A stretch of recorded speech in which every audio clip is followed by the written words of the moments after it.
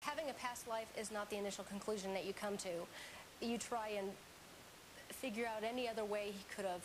Did he see anything? Has there been anything on television, anything that we've discussed? But as time went by, Andrea didn't know what to believe. Here's James at age 3 going over a plane as if he's doing a pre-flight check.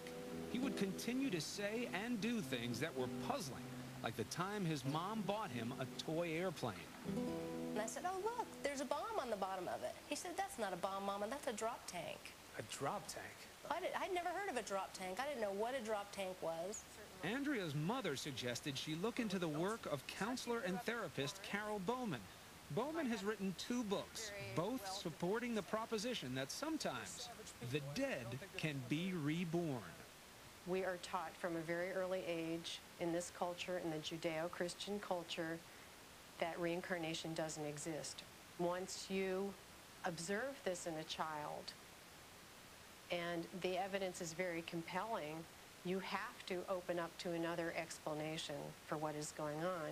Bruce was deeply skeptical. He said there has to be a logical explanation. I don't believe in past lives. I don't believe in this stuff.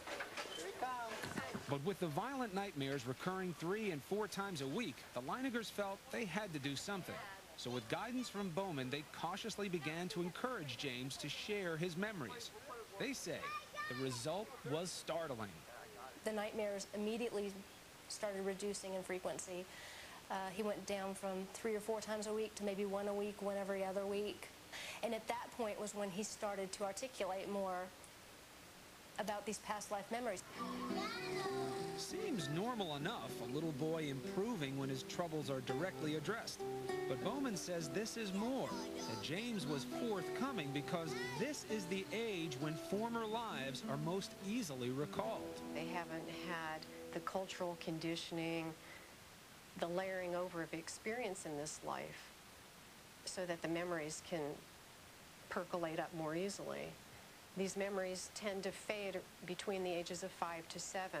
His parents say between the ages of 2 and 4, James would reveal extraordinary details about the life of a former fighter pilot, mostly at bedtime, when he was drowsy.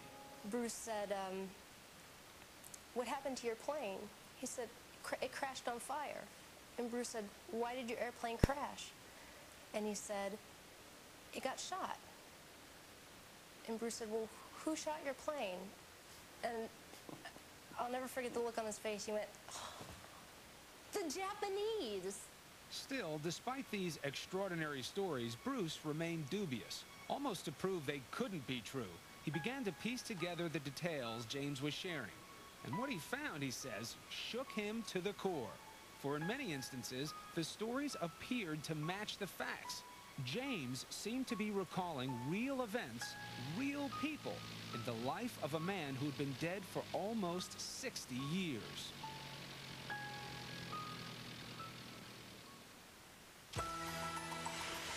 Coming up, astonished parents question their little boy about memories that couldn't possibly be his. Or could they? So I said, do you remember any friends or anyone else that you flew with? And he said, Jack Larson.